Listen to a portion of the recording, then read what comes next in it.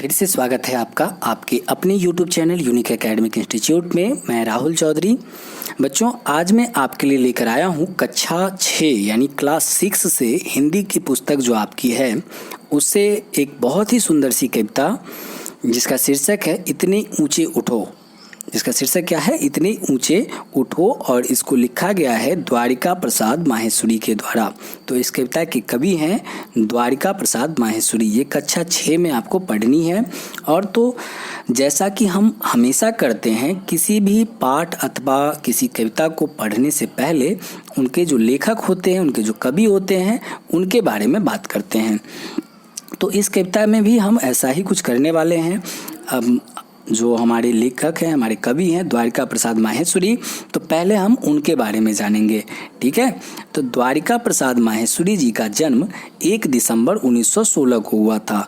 ये उत्तर प्रदेश आगरा, जहाँ ताजमहल स्थित है, वहीं आगरा के जो रोहता नामक स्थान पर हुआ था। कहाँ हुआ था? आगरा के रोहता नामक स्थान पर। आगरा कहाँ है? उत्तर प्रदेश में। वही आगरा की बात मैं कर रहा हूँ जहाँ ताजमहल स्थित है। आपके मन में भी ताजमहल देखने की इच्छा जरूर होती होगी। और इनकी मृत्यु 29 अगस्त 1998 को हुई थी। ठीक है। और इनकी खासियत ये है कि इनकी रचना बच्चों के लिए बहुत ही चर्चित रचना ये लिखते थे। बच्चों के लिए ही ये जाने जाते थे। ये इनको बहुत सारे लोगों ने माना है कि बाल रचना इनसे अच्छी करना किसी के बस की बात नहीं है। और यही कारण था कि एक लेखक हैं कृष्णा विनायक फड़के। कृष्णा विनायक फड़के भी बाल लेखक ही थे। तो बहुत चर्चित बाल लेखक थे कृष्णा विनायक फड़के। तो उन्होंने इच्छा जताई थी, उन्होंने कहा था कि जब मेरी मृत्यु हो और मेरे शव को ले जाया जाए शमशान घाट पर, तो उस समय इनके गीत गाए जाएं। और वो गीत कौन से थे? हम सब सुमन एक उपमन के। आपने हो सकता है वो कविता पढ़ी होगी, हम सब सुमन एक उपमन के। तो वही पढ़ी जाए, ऐसी इच्छा इन्होंने जताई थी। और इनकी आत्मकथा जिसका नाम है सीधी राह चलता रहा, ये इनकी आत्मकथा का नाम है। इनकी ऑटोबायोग्राफी का नाम क्या है? सीधी राह चलता रहा। और ये समाप्त कब हुई थी, ये इन्होंने कब लिखी थी, ये जानकर आपको बड़ा आश्चर्य होगा। जब ये मरने लगे थे, यानी मृत्यु से केवल 2 घंटे पहले इनकी यह रचना समाप्त हुई थी। इनकी आत्मकथा समाप्त हुई थी इनकी मृत्यु से सिर्फ 2 घंटे पहले। और इनकी मृत्यु के बाद इनके पुत्र ने उस पुस्तक का संपादन किया था, इनकी आत्मकथा सीधी राह चलता रहा। इन्होंने बच्चों के लिए बहुत सारी कविताएं लिखी है। और उसी में से एक कविता है एक हमारी धरती सबकी, ये आपने जरूर पढ़ी होगी। और दूसरी है वीर तुम बढ़े चलो, धीर तुम बढ़े चलो, आपने ये भी पढ़ी होगी। सामने पहाड़ हो, सिंह की दहाड़ हो, ऐसा करके है। और तीसरी एक और कविता है उनकी उठो धरा के अमर सपूतों। तो ये इन्होंने जो भी कविताएं लिखी, खास तौर से बच्चों के लिए इन्होंने कविताएं लिखी, तो ये इनकी खासियत थी। और यह भी कविता जिन्होंने लिखी है यह बच्चों के लिए ही है। और इसमें बच्चों को वो एक संदेश देना चाहते हैं। क्या संदेश देना चाहते हैं? आइए हम कविता पढ़ करके उस संदेश को समझने का प्रयास करते हैं। कहते हैं इतने ऊंचे उठो कि जितना उठा गगन है। वो बच्चों से कहते हैं कि इतना ऊंचा उठ जाओ, अपने कद को इतना बड़ा बना लो कि जितना ऊंचा गगन यानी आसमान है। देखो इस सारी दुनिया को एक दृष्टि से, देखो इस सारी दुनिया को एक दृष्टि से, संचित करो धरा समता की भाव दृष्टि से। यानी कि इतने महान बन जाओ कि पूरी दुनिया को एक समान देखो, किसी में भेदभाव ऊंच नीच का भाव मत रखो।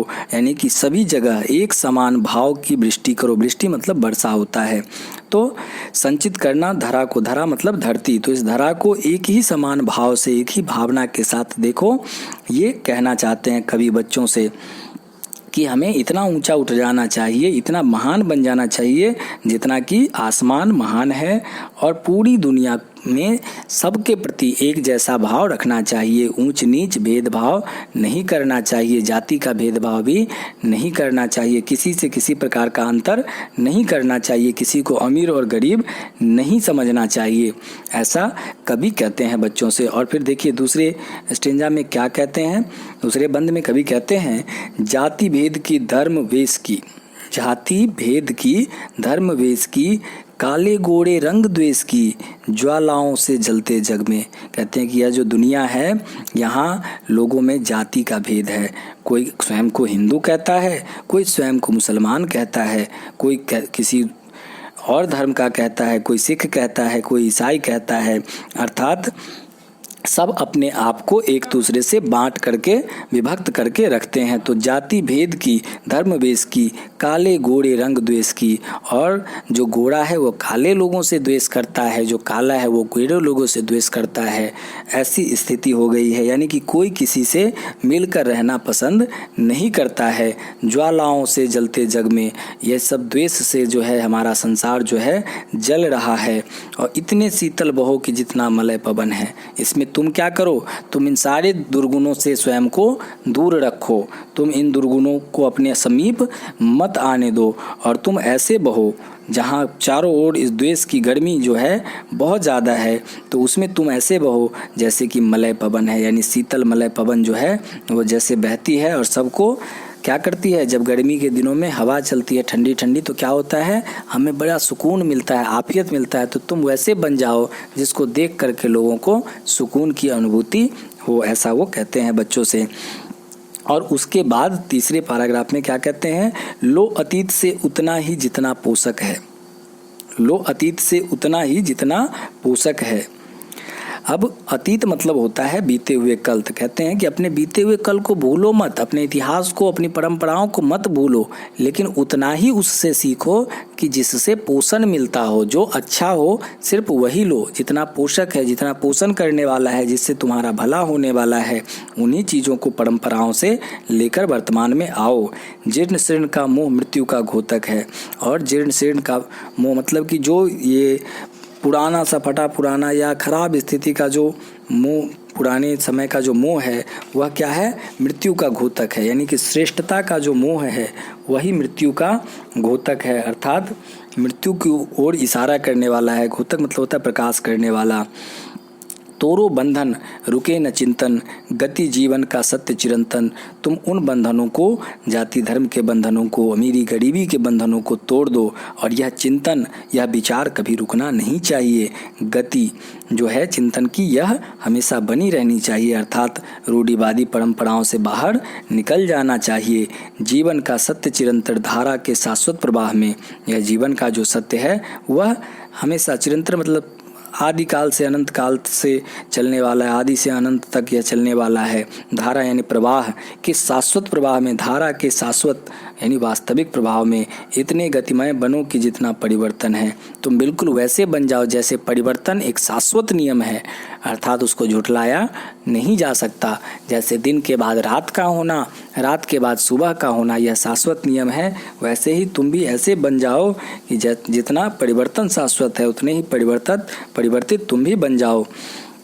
अर्थात तुम बिल्कुल वैसे बनो जैसा आज हमें आवश्यकता है, अर्थात जिसके ऊपर द्वेष का कहीं से कोई असर नहीं हो, जिसके ऊपर जाति का कहीं से असर नहीं हो, जिसके ऊपर रंग का कोई असर नहीं हो, अमीरी गरीबी का कोई असर नहीं हो, तुम बिल्कुल वैसा बन जाओ। चाह रहे हम इस धरती को स्वर्ग बनाना। कभी कहते हैं कि चाह रहे हम इस धरती को स्वर्ग बनाना। स्वर्ग यानी जन्नत, स्वर्ग जहाँ पर किसी भी पदार्थ की कोई कमी नहीं है, मनुष्य बिल्कुल सुखमय जीवन जहाँ व्यतीत करता है, चारों ओर से जहाँ सिर्फ आनंद और आनंद की प्राप्ति होती है, उस जगह को क्या कहते हैं, स्वर्ग कहते हैं। तो धरती को ही कभी स्वर्ग बनाना चाह रहा है।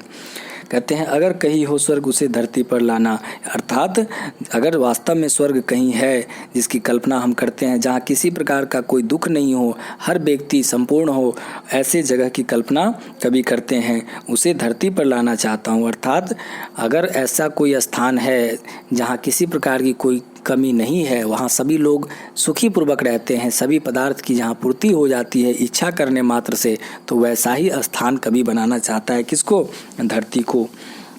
सूरज चांद चांदनी तारे सब है प्रतिपल साथ हमारे, दो को रूप सलोना, इतना सुंदर बनो कि जितना आकर्षण है। कहते हैं कि सब कुछ हमारे साथ चलता है, यह सूरज, यह चांद, चांदनी, तारे यानी चमकते हुए तारे, सब हैं प्रतिपल साथ हमारे, यानी ये सभी हमेशा हमेशा हमारे साथ बने हुए हैं। ये सभी क्या है कि हमेशा हमेशा हमारे साथ बने हुए हैं।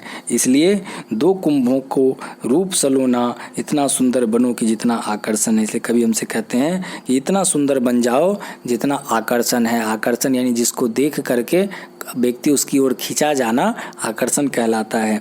तो तुम भी इतना सलोना बन जाओ, इतनी अच्छी शक्ल बना लो। शक्ल का मतलब सिर्फ आपको क्रीम का मेकअप नहीं करना है। शक्ल का मतलब अर्थात कि आप अपने व्यवहार से इतना सुंदर बन जाओ कि जो भी आपको देखे वह आपसे प्रभावित हो जाए और आपकी ओर मोह के बंधनों में खींचा हुआ चला आए। तो कभी आपको ऐसा बनने के लिए कहते हैं। ठीक है, तो आशा करता हूँ बच्चों कि आपको यह कविता समझ में आ गई होगी और फिर हम मिलेंगे दूसरी कविता के साथ, दूसरी कहानियों के साथ। तब तक के लिए गुड।